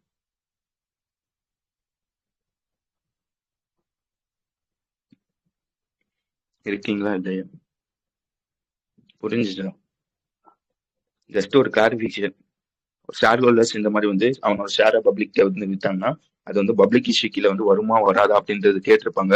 அது வராது அப்படின்னு சொல்லி வந்து செபி வந்து சொல்லியிருப்பாங்க. ஓகேவா? 3 கண்டிஷன். சரியா? அந்த 3 கண்டிஷன் என்னென்ன ஏது அப்படின்றத விஷயம். ஃபர்ஸ்ட் கண்டிஷன் என்ன சொன்னா, கண்டிப்பா வராது, ஓகே. ஆனா வந்து நீ வந்து 3 கண்டிஷன் வந்து ஃபாலோ பண்ணணும். ஐபிஓன்றது அந்த கம்பெனி வந்து விடுவாங்க. ஃபர்ஸ்ட் அவனோட ஷேர் வந்து மக்கள்கிட்ட வந்து விற்கிறது வந்து ஐபிஓ. அப்படி கூட வச்சுக்கலாம். சரியா? ரெண்டு ஒண்ணுதான். அதேதான். சரியா? இப்ப என்ன சொல்ல வந்து 3 கண்டிஷன் இருக்கா? என்ன சொல்லிட்டு இருந்தேன்? 3 கண்டிஷன். சரியா? ஆக்சுவலா வந்து நோன் தான் சொல்லியிருப்பாங்க. இப்போ வந்து ஒரு 3 கண்டிஷன் வந்து விட்டுருக்காங்க. ஃபர்ஸ்ட் கண்டிஷன் என்னன்னு கேட்டீங்கன்னா வந்து நான் என்ன சொன்னேன், ஏ பி சி அப்படின்னு ஒருத்தவங்க வந்து 3 பேர் வந்து ஷேர் வந்து வச்சிருப்பாங்கன்னு சொன்னேன்னா, இப்போ ஏ அப்படின்றவர் வந்து எவ்வளவு ஷேர் சொன்னேன், ஒரு குறிப்பிட்ட ஒரு நம்பர் எடுத்துக்காங்க, 350 ஷேர் வந்து வச்சிருக்காங்கன்னா அதுல திருப்பி சொல்றேன், இப்ப வந்து ஏ அப்படின்ற ஒருத்தவன் 350 ஷேர் வந்து வச்சிருக்கான்னு வச்சுக்காங்களேன், அவன் வந்து இதை வந்து பப்ளிக் விட்டாங்கன்னா அது வந்து பப்ளிக் இஷ்யூ கீழே வந்து வராது. ஆனா என்ன சொல்றான்னு கேட்டீங்கன்னா, ஒரு வருஷத்துல அவன் விற்கிற ஷேர் ஒரு 200 பேர்ட்ட வந்து வித்தான்னு வச்சுக்கோங்களேன், அதிகபட்சம் வந்து 200 பேர். திருப்பி சொல்றேன், அதிகபட்சம் வந்து ஒரு வருஷத்துக்கு வந்து 200 பேர்ட்ட தான் வந்து விற்க முடியும். அதை தாண்டி வித்தாங்கன்னா அவன் விக்கிற ஷேர் வந்து பப்ளிக் இஷ்யூ கீழே வந்து வரும் அப்படின்றத சொல்லியிருக்காங்க. புரிஞ்சுச்சா? நார்மலா வித்தா வந்து எந்த பிரச்சனையும் இல்ல. ஆனா வந்து ஒரு வருஷத்துல இந்த மாதிரி விக்கிறது 200 பேரை தாண்டி வந்து வித்தாங்கன்னா அது வந்து கண்டிப்பா வந்து பப்ளிக் இஷ்யூ கீழே வந்து வரும் அப்படின்றது சொல்லியிருக்காங்க. விளங்குச்சா? புரிஞ்சுச்சா?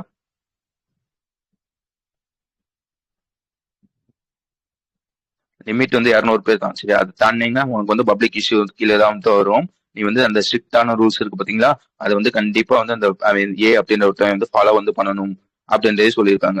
ரெண்டாவது கண்டிஷன் என்னன்னு கேட்டீங்கன்னா வந்து ஃபர்ஸ்ட் இந்த ஏ பி சி 3 பேர் சொன்னேன்னா 3 பேர் தானே ஷேர் ஹோல்டர்ஸ். இப்ப என்ன பண்றான், ஏ தானே ஷேர் வந்து விக்கிறாங்க. என்ன பண்றான்னா நீ எடுத்தோன்னே இந்த இண்டிவிஜுவல் அதாவது பப்ளிக் வந்து போய் வந்து விற்க கூடாதுப்பா. ஃபர்ஸ்ட் வந்து ஷேரை வந்து விற்கணும்னு முடிவெடுத்தேன்னா ஆல்ரெடி வந்து ப்ரொமோட்டர்ஸ் வந்து 2 பேர் இருக்காங்களா, பிசி அப்படின்னு ஒருத்தவங்க இருக்காங்க பாத்தீங்கன்னா, அவங்க கிட்ட வந்து ஃபர்ஸ்ட் வந்து கேட்கணும். இந்த மாதிரி வந்து என் ஷேர் வந்து வாங்கிக்கிறியா அப்படின்னு சொல்லி வந்து கேட்கணும். அவன் வந்து நோ சொன்னா மட்டும்தான், நல்லா வச்சுக்கோங்க. அவன் நோ சொன்னா நான் வந்து வாங்கிக்கல அப்படின்னு சொன்னா மட்டும்தான் வந்து அடுத்து வந்து நீ வந்து இண்டிவிஜுவல்ட்ட வந்து வைக்கணும் அப்படின்றதையும் சொல்லியிருக்காங்க. அது ஒரு டெக்னிக்கல் நேம் பார்த்துக்கோங்க. ரைட் ஆஃப் ஃபர்ஸ்ட் ரெஃப்யூஷன் சொல்லுவாங்க. ஃபர்ஸ்ட் வந்து நீ வந்து ப்ரொமோட்டர்ஸ் கேட்கணும். அந்த ஒய் ஏ பிசின்னு சொன்னேன் பாத்தீங்களா, அந்த 2 பேர்ட்ட கேட்கணும். அவன் நோ சொன்னா மட்டும்தான் வந்து அடுத்து வந்து இண்டிவிஜுவல்ட்ட வந்து விற்கணும் அப்படின்றதே சொல்லியிருக்காங்க. அடுத்து மூணாவது விஷயம் என்னன்னு கேட்டீங்கன்னா QIBன்னு சொல்லுவாங்க. அதாவது குவாலிஃபைட் இன்ஸ்டிடியூஷனல் பையர்ஸ்ன்னு சொல்லுவாங்க.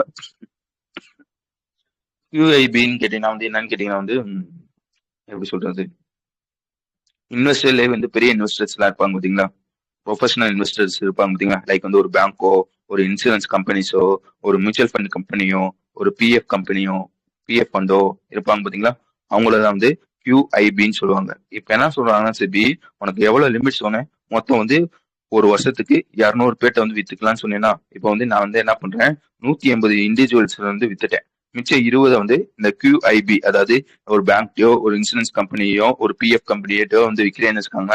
இப்ப செபி என்ன சொல்றான்னா உன்னோட லிமிட் வந்து 200 ரூபா. 200 பேர்ட்ட வந்து வித்துக்கலாம். சரியா? நீ 180 இண்டிவிஜுவல்ஸ் வந்து வித்திருக்க, 20 QIB வந்து வித்திருக்க. சரியா? இப்ப என்ன சொல்றாங்கன்னா இந்த QIB வந்து 20 வந்து வித்திருக்க பாத்தீங்களா, அது வந்து அந்த கணக்குல வந்து வராதுப்பா. மொத்தம் வந்து உனக்கு என்ன சொன்னேன், 200 சொன்னேன்னா அதுல இந்த 20 வந்து அந்த கணக்குல வந்து வராது. நீ QIB வந்து வித்தேன்னா அந்த கணக்குல வந்து வராது. மொத்தம் வந்து 200 வித்தாலும் 180 தான் வந்து நான் கணக்குல எடுத்துக்குவேன். இன்னும் 20 நீ இன்னும் ஒரு 20 இன்வெஸ்டர்ட்ட வந்து வித்துக்கலாம் அப்படின்றதே சொல்லியிருக்காங்க. புரிஞ்சுச்சா? ஒரு மாதிரி சொன்னேன் கடைசியா, விளங்குச்சா? எல்லாத்துக்கும் புரிஞ்சுச்சா கடைசியா சொன்னது?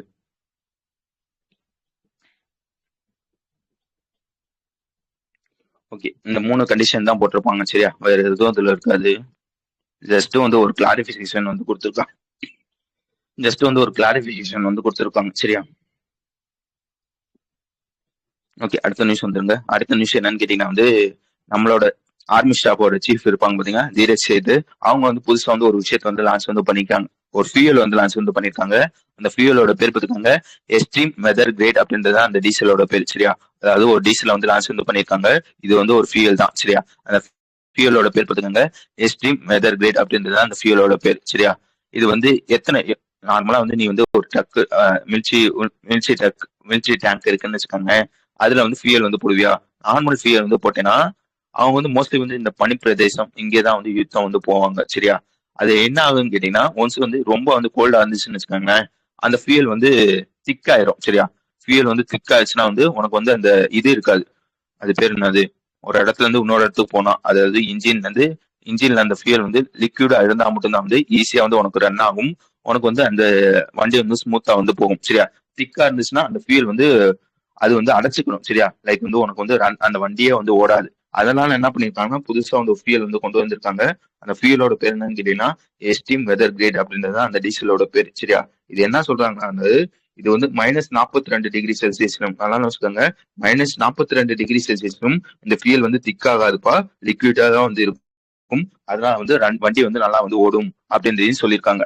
வேற என்ன இதுல பிடிக்கும்னு கேட்டீங்கன்னா இந்த ஃபியூல் வந்து எதெல்லாம் வந்து மீட் வந்து பண்ணிருக்கேன்னு கேட்டா BS6 ஸ்டாண்டர்ட் இருக்கு பாத்தீங்களா, அதை வந்து மீட் பண்ணிருக்கும். அதே மாதிரி வந்து ISோட ஒரு இது இருக்கும், அதோட பேர் நம்ம பாத்துக்கோங்க 1460 2025 அப்படின்னு ஒரு விஷயம் இருக்கும். அதையும் இது வந்து சாட்டிஸ்ஃபை வந்து பண்ணிருக்கும் அப்படின்றதையும் சொல்ல தெரியணும். புரிஞ்சிச்சா? வழங்குச்சா?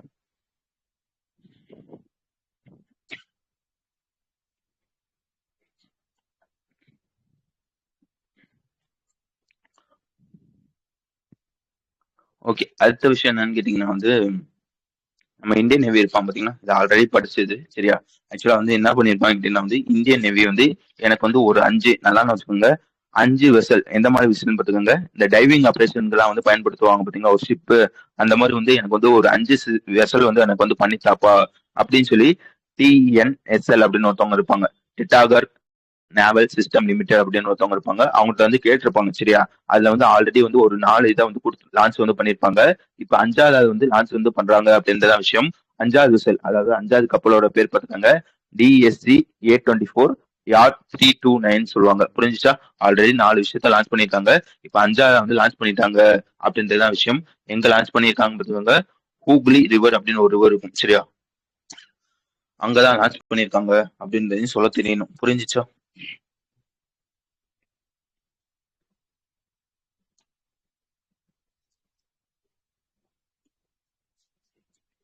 ஓகே. அடுத்து வந்து காமன்வெல்த் கேம்ஸ். இது வந்து நம்ம வந்து நடந்து முடிஞ்சிருச்சு. சரியா? ஃபுல்லா படிச்சுக்கோங்க. திருப்பி சொல்றேன். காமன்வெல்த் கேம்ஸோட பேசிக்லாம் என்னன்னு கேட்டீங்கன்னா, இது வந்து ஒவ்வொரு 4 வருஷத்துக்கு ஒரு வாட்டி வந்து நடக்கும். சரியா? அந்த மாதிரி 2010 வந்து இந்தியாலையும், 2014 வந்து ஸ்காட்லாந்திலும், 2018 வந்து ஆஸ்திரேலியாலையும், 2022 வந்து இங்கிலாந்துலயும், 2026 இந்த வருஷம் வந்து எங்க நடந்திருக்கும்னு கேட்டீங்கன்னா, அதே ஸ்காட்லாந்து கிளாஸ்கோ அப்படின்ற ஒரு இடத்துல வந்து நடந்திருக்கும். சரியா? இந்த வாட்டி எத்தனை எடிஷன் கேட்டீங்கன்னா 23வது எடிஷன் அப்படின்னு சொல்ல தெரியணும். இந்த 23வது எடிஷன்ல டாப்ல வந்து யார் வந்து முடிச்சிருக்காங்கன்னு கேட்டீங்கன்னா, ஆஸ்திரேலியா வந்து டாப்ல வந்து முடிச்சிருப்பாங்க. கிட்டத்தட்ட வந்து 121 மெடல் வந்து வாங்கியிருப்பாங்க. 70 வந்து கோல்டுன்னு வச்சுக்கோங்க. 45 சில்வர் அப்படின்றத சொல்ல தெரியணும். 56 வந்து பிரான்ஸ். சரியா? இங்கிலாந்து வந்து செகண்ட் வந்து வந்திருப்பாங்க. அதே மாதிரி வந்து கனடா வந்து தேர்ட் வந்து வந்திருப்பாங்க. சரியா? இந்தியா வந்து எத்தனை இடம் வந்திருக்கும்னு கேட்டீங்கன்னா 4வது இடத்துல வந்திருப்பாங்க. மொத்தம் வந்து 39 மெடல் வந்து வாங்கியிருப்பாங்க. அதுல 13 கோல்டு, 17 சில்வர், 9 பிரான்ஸ் அப்படின்றதையும் நான் வச்சுக்கணும். ஓகேடா? இந்த வாட்டி வந்து இந்தியா வந்து 4வது இடம் சொல்லிட்டேன். 2022 இங்கிலாந்து நடந்திருக்கும் பாத்தீங்களா? அப்ப வந்து இந்தியா வந்து எத்தனாவது இடம் கேட்டீங்கன்னா அப்பயும் 4வது இடம் தான். சரியா? அதே மாதிரி வந்து வேற என்ன சொல்லியிருப்பாங்கன்னா, இதை ஹோஸ்ட் பண்ணது ஸ்காட்லாந்து தானே ஹோஸ்ட் பண்ணியிருப்பாங்க. அவன் எத்தனை மெடல் வந்து வாங்கியிருப்பான்னு கேட்டீங்கன்னா அவனும் 39 மெடல் தான். ஓகேடா? இந்தியாவும் 39, அவனும் 39 சொல்ற. அப்புறம் அப்படிதான் இவன் மட்டும் 5வது இடம்னு கேட்டீங்கன்னா, நம்ம வாங்கின சில்வரோட அவன் வந்து கம்மியா தான் வந்து வாங்கியிருப்பாங்க. கோல்டு ஈக்குவலா தான் வந்து வாங்கியிருப்பாங்க. ஆனா வந்து நம்ம வாங்கின சில்வரோட அவன் கம்மியா தான் வந்து வாங்கியிருப்பாங்க. அதனால வந்து அவன் வந்து 5வது இடம் அப்படின்றதையும் நான் வச்சுக்கோங்க.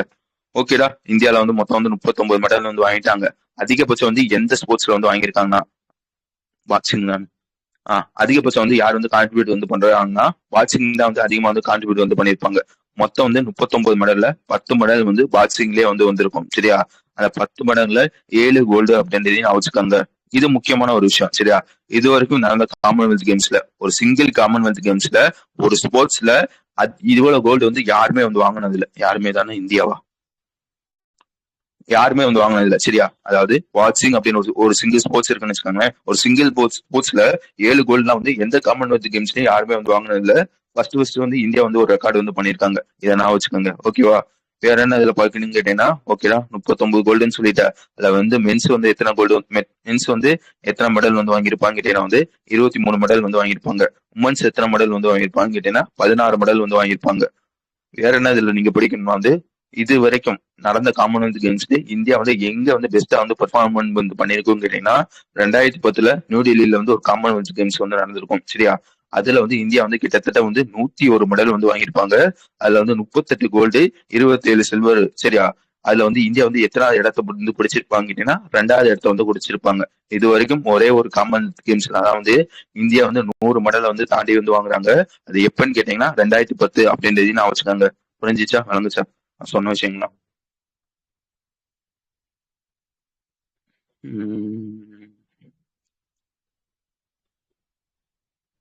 ஓகே. அவ்வளவுதான் இருக்கும். அடுத்த விஷயம் வந்துருங்க. அடுத்த விஷயம் என்னன்னு கேட்டீங்கன்னா வந்து director general of armed forces medical சர்வீஸா வந்து ஒருத்தவங்களை வந்து அப்பாயின்மெண்ட் வந்து பண்ணியிருக்காங்க. யார் வந்து பண்ணியிருக்காங்க பாத்துக்கோங்க. சந்தீப் சந்தீப் தரேஜா அப்படின்னு ஒருத்தவங்க இருப்பாங்க. சந்தீப் தரேஜா அப்படின்னு ஒருத்தவங்க இருப்பாங்க. அவங்கள வந்து அப்பாயின்மெண்ட் வந்து பண்ணியிருக்காங்க. யாரை தூக்கிட்டு வந்து இவங்க வந்து வராங்க கேட்டீங்கன்னா ஆர்த்தி அப்படின்னு ஒருத்தவங்க இருப்பாங்க. அவங்கள தூக்கிட்டு தான் வந்து இந்த சந்தீப் அப்படின்னு ஒருத்தவங்க வந்து வராங்க. புரிஞ்சிச்சு தானே? எதுக்கு வந்து அப்பாயின்மெண்ட் வந்து பண்ணியிருக்காங்க கேட்டீங்கன்னா director general of director general armed force medical service அப்படின்னு ஒரு இதை வந்து அப்பாயின்மெண்ட் வந்து பண்ணியிருக்காங்க. யாரா இவருன்னு கேட்டீங்கன்னா இதுக்கு முன்னாடி வந்து எங்க இருந்திருப்பான்னு கேட்டீங்கன்னா வந்து டைரக்டர் ஜெனரல் ஆஃப்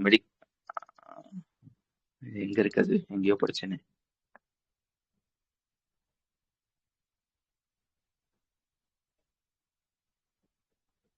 எங்க இருக்குது? ஓகே, அதை பாத்துக்கோங்க. சரியா? எங்கேயோ அண்டர்லைன் பண்ண மாதிரி இருந்துச்சு. முன்னாடி அவங்க வந்து அங்க இருந்திருப்பாங்க. இப்போ வந்து அவங்கள வந்து director general armed force medical சர்வீஸ்க்கு வந்து போட்டிருக்காங்க. ஃபர்ஸ்ட் லைன்ல இருக்கா? பாத்துக்கோங்க. சரியா? போட்டிருக்காங்க அப்படின்றதுதான் விஷயம். வேற ஏதோ இதுல இருக்காது. அடுத்த விஷயம் வந்துருங்க. அடுத்த விஷயம் என்னன்னு கேட்டீங்கன்னா வந்து, நான் சொன்னது புரிஞ்சுச்சா? இல்ல திருப்பி சொல்லணுமா? ஒரு மாதிரி சொல்லிட்டேன். ஓகே தானே? சிம்பிளான விஷயம். ஒரு அப்பாயின்மெண்ட். உங்களை தூக்கிட்டு இவங்க வந்து வராங்க. எதுக்காக வந்திருக்காங்க? இதுக்கு முன்னாடி என்ன வந்திருக்காங்க அப்படின்றதான் விஷயம்.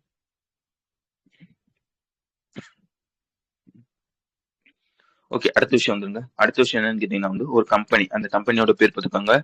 MUNPLன்னு சொல்லுவாங்க. சொல்றதை மட்டும் பாத்துக்கோங்க. MUNPLன்னு சொல்லுவாங்க. அதோட ஃபுல் ஃபார்ம் பார்த்துக்கோங்க. மேஜா உர்ஜா நீகம் பிரைவேட் லிமிடெட் அப்படின்னு ஒரு கம்பெனி. இந்த கம்பெனியை வந்து யார் வந்து ஸ்டார்ட் பண்ணியிருப்பாங்கன்னா, 2 பேர் வந்து ஜாயின் வெஞ்சர் போட்டு வந்து இந்த கம்பெனியை வந்து ஸ்டார்ட் பண்ணியிருப்பாங்க. யார் யாருன்னு பாத்துக்கோங்க. REC லிமிடெடும் பவர் ஃபைனான்ஸ் கார்பரேஷன் அப்படின்னு சொல்லி 2 பேர் இருப்பாங்க. இந்த 2 பேர் சேர்ந்து தான் வந்து இந்த கம்பெனி வந்து ஸ்டார்ட் பண்ணியிருப்பாங்க அப்படின்றத நான் வச்சுக்கணும். அந்த கம்பெனியோட பேர் என்னன்னு கேட்டீங்கன்னா MUNPL அப்படின்றது அந்த கம்பெனியோட பேர். ஓகேடா, கம்பெனிலாம் சொல்லிட்டேன். இந்த கம்பெனி வந்து எங்க இருக்குன்னு கேட்டீங்கன்னா, உத்தரப்பிரதேஷ்ல பிரயாக்ராஜ் டிஸ்ட்ரிக்ட் அப்படின்னு ஒரு டிஸ்ட்ரிக்ட் இருக்கும். சரியா? அந்த டிஸ்ட்ரிக்ட்ல தான் வந்து இந்த கம்பெனி வந்து ஸ்டார்ட் வந்து பண்ணியிருப்பாங்க. இப்போ இந்த நியூஸ் என்ன சொல்ல வராங்கன்னா, இந்த மாதிரி வந்து இந்த கம்பெனி வந்து ஸ்டார்ட் வந்து பண்ணியிருப்பாங்க கேட்டீங்கன்னா, அந்த கம்பெனில ஒரு ப்ராஜெக்ட் வந்து பண்ண போறாங்க. சரியா? ஒரு தெர்மல் பவர் ப்ராஜெக்ட் வந்து பண்ண போறாங்க. எத்தனாவது ஸ்டேஜ் வந்து பண்ண போறாங்கன்னா, 2வது ஸ்டேஜ் வந்து பண்ண போறாங்க. சரியா? அதுக்காக என்ன பண்ணிருக்காங்கன்னா வந்து, ஒரு ப்ராஜெக்ட் வந்து பண்ணணும் வந்து அதுக்கு வந்து காசு வந்து தேவைப்படுமா? அதுக்காக வந்து காசு வந்து கொடுத்துருக்காங்க. யார் வந்து இந்த ப்ராஜெக்ட்க்கு வந்து காசு வந்து கொடுத்துருக்காங்க கேட்டீங்கன்னா, 2 பேர். REC லிமிடெடும் பவர் ஃபைனான்ஸ் கார்பரேஷனும் சேர்ந்து தான் வந்து இந்த காசு வந்து கொடுத்துருக்காங்க. எவ்வளவு கொடுத்துருக்காங்கன்னா, 26,850 ரூபாய் வந்து 50 கோடி வந்து கொடுத்துருக்காங்க அப்படின்றத நான் வச்சுக்கோங்க. இந்த 26,850 கோடியில REC வந்து எவ்வளவு கொடுத்துருப்பாங்க கேட்டீங்கன்னா, 13,400 25 கோடியும், அதே மாதிரி வந்து பவர் ஃபைனான்ஸ் கார்பரேஷன் வந்து எவ்வளவு கொடுத்திருப்பானா, அவனும் 13,425 கோடியும் வந்து கொடுத்திருப்பாங்க. அதாவது இவன் 1:1 ரேஷியோல வந்து இன்வெஸ்ட் வந்து பண்ணிருப்பாங்க. ஓகேவா? வேற என்ன இதுல பிடிக்கணும்? மொத்தம் வந்து ஓகேடா, இவன் வந்து 26,750 கோடி வந்து கொடுத்திருக்காங்க. இந்த ஸ்டேஜ் 2க்கு வந்து மொத்தம் வந்து எவ்வளவு அவுட்லேன்னு கேட்டீங்கன்னா, மொத்தம் வந்து 38,387 கோடி. அதுல வந்து 26,850 கோடி வந்து இவங்களே கொடுத்துட்டாங்க அப்படின்றதையும் நான் வச்சுக்கோங்க. ஓகேடா, தெர்மல் பவர் ப்ராஜெக்ட்னு சொல்லிட்டு எவ்வளவு மெகாவாட்டுக்கு வந்து இந்த மாதிரி வந்து எலக்ட்ரிசிட்டி வந்து அந்த இது வந்து ப்ரொடியூஸ் வந்து பண்ண போறாங்கன்னா, கிட்டத்தட்ட வந்து 2,400 மெகாவாட்டுக்கு. சரியா? மொத்தம் வந்து ஒரே இடத்துல வந்து 2,400 கேட்டீங்கன்னா கிடையாது. மொத்தம் வந்து ஒரு 3 யூனிட் வந்து கொண்டு வராங்க. ஒவ்வொரு யூனிட்டும் 800 யூனிட், 800 மெகாவாட், 800 மெகாவாட் அப்படின்றதையும் சொல்ல தெரியணும். புரிஞ்சுச்சா? விளங்குச்சா?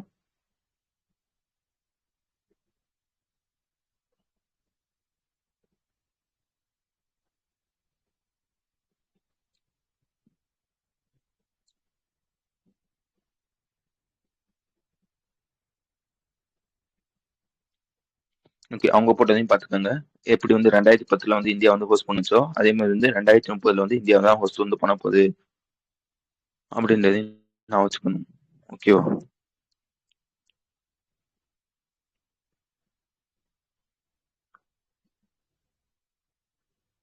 ஓகே, இந்த விஷயம் வந்து நம்ம ஆல்ரெடி படிச்சதுதான். என்னாச்சு? சுத்துது. கேக்குதா? புரிச்சு.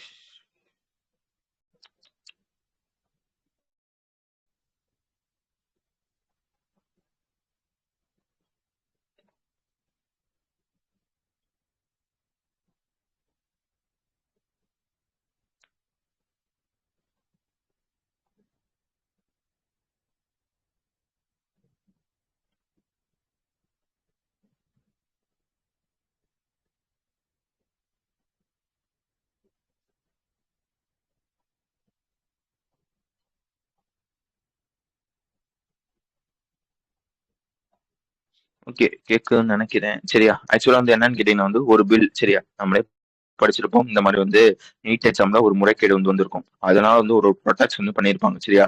அதுக்காக என்ன பண்ணிருப்பாங்கன்னா, புதுசா வந்து சில பல ரூல்ஸ் எல்லாம் வந்து கொண்டு வந்திருப்பாங்க. அது என்னென்ன அப்படின்றது பாத்துக்கோங்க. ஃபர்ஸ்ட் வந்து அந்த பில்லோட பேர் தெரியணும். பப்ளிக் எக்ஸாமினேஷன் அமெண்ட்மெண்ட் பில் அப்படின்றது அந்த பில்லோட பேரு. இத்தனை வருஷம் அப்படின்னு பாத்துக்கோங்க. 2026. இந்த பில்ல என்ன சொல்லியிருப்பாங்க அப்படின்னா, இனிமே யார் யாருன்னு பாத்துக்கோங்க. இந்த நேஷனல் டெஸ்டிங் ஏஜென்சி, அதே மாதிரி UPSC, SSC, RRB, இந்த மாதிரி பேங்க்கும் வரும். இந்த மாதிரி இவங்க கண்டக்ட் பண்ற எக்ஸாம்லாம் இருக்கும் பாத்தீங்களா? இந்த எக்ஸாமுக்காக வந்து இந்த பில் வந்து கொண்டு வந்திருப்பாங்க. சரியா? ஒருவேளை இந்த ஏதாச்சும் வந்து பேப்பர் லீக் ஆச்சு, அதுல வந்து யாராச்சும் வந்து குற்றம் சாட்டப்பட்டாங்கன்னா அவங்களுக்கு வந்து நாங்க வந்து தண்டனை வந்து கொடுப்போம் அப்படின்னு சொல்லியிருப்பாங்க. அந்த பில்ல வந்து மொத்தம் வந்து 3 விஷயம் இருக்கும். ஃபர்ஸ்ட் விஷயம் என்னன்னு கேட்டீங்கன்னா, நீ வந்து இந்த மாதிரி பேப்பர் லீக்ல ஒரு சிங்கிள் பர்சன் வந்து இன்வால்வ் ஆயிருந்தான்னு வச்சுக்கோங்க, அவனுக்கு வந்து எவ்வளவு வந்து தண்டனை இருக்குன்னு கேட்டீங்கன்னா, ஜெயில் தண்டனை வந்து மினிமம் வந்து 5 வருஷமும் மேக்சிமம் வந்து 10 வருஷமும் வந்து இருக்கும். அதையும் தாண்டி 50 லட்ச ரூபா வந்து ஃபைன் வந்து இருக்கும். இது வந்து நான் அன்னைக்கு அறமா போட்டிருப்பாங்க. இதை வந்து சேஞ்ச் பண்ணிங்க சரியா? அது என்னன்னு கேட்டீங்க வந்து என்ன சொல்லிக்கிட்டு இருந்தேன், இண்டிவிஜுவல் சரியா? டேக் ஆகலையா உங்களுக்கு? 5 வருஷமும் மேக்ஸிமம் வந்து 10 லட்சம் சரி 10 வருஷம் சரியா? இது வந்து இண்டிவிஜுவலுக்கு. அதே மாதிரி வந்து ஃபைன் வந்து 50 லட்ச ரூபா. அதே இது ஆர்கனைஸ்டா ஒரு கூட்டமா வந்து இந்த கிரைம் வந்து பண்ணியிருந்தாங்கன்னா அவங்களுக்கு வந்து ஃபைன் வந்து எவ்வளவுன்னு கேட்டீங்கன்னா வந்து 10 கோடி ரூபா முடியும் ஃபைனு. அதே மாதிரி வந்து ஜெயில் தண்டனை வந்து எவ்வளவுன்னு கேட்டீங்கன்னா 7 வருஷம் முடியும் வந்து ஜெயில் தண்டனை அப்படின்றதை நான் வச்சுக்கோங்க. ஓகேடா? இந்த மாதிரி தப்புன்னு இல்ல. அது எத்தனை தப்புன்னு கேட்டீங்கன்னா ஒரு 15 வித தப்பு இருக்கும் சரியா? இந்த ஓஎம்ஆர் மார்க் ஷீட் எல்லாம் இருக்கும் பாத்தீங்களா? அதுல ஃப்ராட் பண்றது, ஏன்னா வந்து வெப்சைட் வந்து யூஸ் பண்ணி அதுல ஃப்ராட் பண்றது, இந்த மாதிரி வந்து ஒரு 15 விஷயம் இருக்கும். அந்த 15 விஷயம் வந்து பண்ணீங்கன்னா இவ்வளவு வருஷம் தண்டனை அப்படின்றதையும் நான் வச்சுக்கோங்க. வேற என்ன நீங்க வந்து பார்க்கணும்னு கேட்டீங்கன்னா ஃபாஸ்டர் ட்ராக் கோட் அப்படின்னு ஒரு விஷயத்த வந்து இதுல வந்து கொண்டு வந்திருப்பாங்க. இதையும் நம்ம வந்து படிச்சிருப்போம். என்ன சொல்லியிருப்பாங்க கேட்டீங்கன்னா வந்து இந்த மாதிரி வந்து யாரையாச்சும் வந்து நீ வந்து இந்த மாதிரி பேப்பர் லீக்ல வந்து கைது வந்து பண்றேன்னு வச்சுக்கோங்களேன், ஒரு போலீஸே கைது வந்து பண்றாங்கன்னு கேட்டீங்கன்னா அவங்கள வந்து லைக் வந்து எப்படி சொல்றது, இன்வெஸ்டிகேஷன்ல வந்து 2 மாசத்துக்குள்ள வந்து பண்ணிடணும் சரியா? இன்வெஸ்டிகேஷன் வந்து ஒரு 2 மாசத்துல வந்து பண்ணிட்டு லைக் வந்து இந்த சார்ஜ் ஷீட் இதெல்லாம் வந்து போடுவாங்க பாத்தீங்களா? போட்டு வந்து நீ வந்து கோர்ட் வந்து ஒப்படைச்சிடணும் 2 மாசத்துக்குள்ள. அடுத்து என்ன சொல்றாங்கன்னா இந்த கோர்ட்டுட்ட இந்த மாதிரி வந்து போலீஸ் வந்து ஒப்படைச்ச பர்சனை நீ வந்து 3 மாசத்துக்குள்ள வந்து தீர்ப்பு வந்து சொல்லிடணும். லைக் வந்து அவன் வந்து ஜட்மெண்ட் வந்து கொடுப்பாங்க பாத்தீங்களா ஜட்ஜஸ், அந்த ஜட்மெண்ட் வந்து அவன் சார்ஜ் ஷீட் போட்டு 3 மாசத்துல வந்து கொடுத்துடணும் அப்படின்றதுதான் சொல்லியிருப்பாங்க. புரிஞ்சுச்சா? விளங்குச்சா? ஆல்ரெடி பார்த்திருப்போம். பில் பாஸ் பண்ணிருப்பாங்க. நல்லா வச்சுக்கோங்க. பில்ல பாஸ் பண்ணா நம்ம பிரசிடென்ட் இருப்பாங்க பாத்தீங்களா? அவங்க வந்து ஒப்புதல் வந்து தரணும். அப்பதான் வந்து அது வந்து ஆக்டா வந்து மாறும். இப்ப வந்து நம்ம பிரசிடென்ட் வந்து ஒப்புதல் வந்து கொடுத்துட்டாங்க அப்படின்றதுதான் விஷயம். ஓகே. அடுத்த விஷயம் வந்துடலாம். அடுத்த விஷயம் என்னன்னு கேட்டீங்கன்னா வந்து காட்டன் கார்பரேஷன் ஆஃப் இந்தியா இருப்பாங்க பாத்தீங்களா? நல்லா தெரியும். காட்டன் கார்பரேஷன் ஆஃப் இந்தியான்னு கேட்டீங்கன்னா இது வந்து ஒரு கவர்மெண்ட் ஏஜென்சி தான். உன்னோட முக்கியமான வேலைன்னு கேட்டீங்கன்னா நம்ம ஃபார்மர்ஸ் இருப்பாங்க பாத்தீங்களா? இந்த ஃபார்மர்ஸ் வந்து லைக் வந்து இந்த காட்டன் வந்து வாங்குறது மினிமம் சப்போர்ட் பிரைஸ் கொடுத்து வந்து வாங்குவாங்க பாத்தீங்களா? யார் வந்து இந்த ஃபார்மர்ஸ்ல இருந்து இந்த காட்டனை மினிமம் சப்போர்ட் பிரைஸ் கொடுத்து வந்து வாங்குவாங்க கேட்டீங்கன்னா இந்த காட்டன் கார்பரேஷன் ஆஃப் இந்தியா அப்படின்னு ஒருத்தவங்க இருப்பாங்க. அவங்க தான் வந்து வாங்குவாங்க. ஓகேவா? அந்த காட்டன் கார்பரேஷன் ஆஃப் இந்தியாவோட 56வது ஃபவுண்டேஷன் டே வந்து இப்போ வந்து அப்சர்வ் வந்து பண்ணியிருப்பாங்க. எங்க வச்சு வந்து இந்த ஈவெண்ட் வந்து நடந்திருக்குன்னு கேட்டீங்கன்னா வந்து மகாராஷ்டிரால சத்ரபதி சம்பத் சம்பத்ஜி நகர் சம்பத்ஜி நகர் அப்படின்னு ஒரு நகர் இருக்கும். அங்க வச்சுதான் வந்து இந்த செலிப்ரேஷன் ஈவெண்ட் வந்து நடந்திருக்கும் சரியா? அந்த ஈவெண்ட்ல வச்சு என்ன பண்ணிருப்பாங்கன்னா வந்து ஒரு விஷயத்த வந்து லான்ச் பண்ணிருப்பாங்க. அதையும் தாண்டி ஒரு 4 எம்ஓ வந்து சைன் பண்ணிருப்பாங்க. ஓகேவா? கபாஸ் தர்ஷன் புல்லட்டின் என்னன்னு கேட்டீங்கன்னா வந்து ஆக்சுவலா வந்து இது என்னன்னு கேட்டீங்கன்னா வந்து லைக் வந்து ஒரு ஃபார்மர் இருக்காருன்னு வச்சுக்கோங்களேன். ஃபார்மர் வந்து இப்ப மழை பெய்யுமா, வெயில் அடிக்குமா, இல்ல வந்து நான் விளைவிக்கிற காட்டனோட மார்க்கெட் பிளேஸ் எவ்வளோ, எனக்கு வந்து எதாச்சும் வந்து கவர்மெண்ட் ஸ்கீம் இருக்கா, இதெல்லாம் வந்து தெரிஞ்சுக்கணுமா வந்து இந்த கபாஸ் தர்ஷன் புல்லட்டின் அப்படின்னு ஒரு இது இருக்கும். அதை வந்து அவன் வந்து ஓப்பன் பண்ணி வந்து படிச்சா வந்து போதும் சரியா? அதுல எல்லா விஷயமும் வந்து இந்த இது இருக்கும். அதை வந்து லான்ச் வந்து பண்ணியிருப்பாங்க. கபாஸ் தர்ஷன் புல்லட்டின் அப்படின்னு ஒரு விஷயம். ரெண்டாவது விஷயம் என்னன்னு கேட்டீங்கன்னா ஒரு 4 எம்ஓயு யார் யாரு யார் யார் கூட வந்து சைன் பண்ணியிருக்காங்கன்னு பார்த்துக்கோங்க. சிசிஐயும் ICAR central institute for research on cotton technology அப்படின்னு ஒருத்தவங்க இருப்பாங்க. அவங்க கூடயும் அதே மாதிரி வந்து ஒரு 4 எம்ஓ சைன் பண்ணியிருப்பாங்க. ஓகேவா? ஒவ்வொரு ஆள்கிட்டையும் ஒரு இதுக்காக வந்து சைன் பண்ணியிருப்பாங்க. ஃபர்ஸ்ட் வந்து ஐசிஆரோட சிஏஆர் சிஓடி கூட வந்து எதுக்காக சைன் பண்ணியிருக்காங்கன்னா ஜின்னிங் அண்ட் ப்ரெஸிங் ப்ராசஸ்க்காக. ஜின்னிங்னா தெரியுங்களா? லைக் வந்து அதுல இருந்து காட்டன்ல இருந்து விதையை வந்து வெளியே எடுப்பாங்க பாத்தீங்களா? அதுதான் வந்து ஜின்னிங்னு சொல்லுவாங்க. விதையை எடுத்த பிறகு வந்து அந்த காட்டன் வந்து கம்ப்ரஸ் வந்து பண்ணுவாங்க. அது வந்து ப்ரெஸிங் சொல்லுவாங்க. அதுக்காக வந்து சிசிஐயும் ஐசிஏஆரோட சிஏஆர் சிஓடி அப்படின்னு ஒருத்தவங்க வந்து சைன் பண்ணியிருப்பாங்க.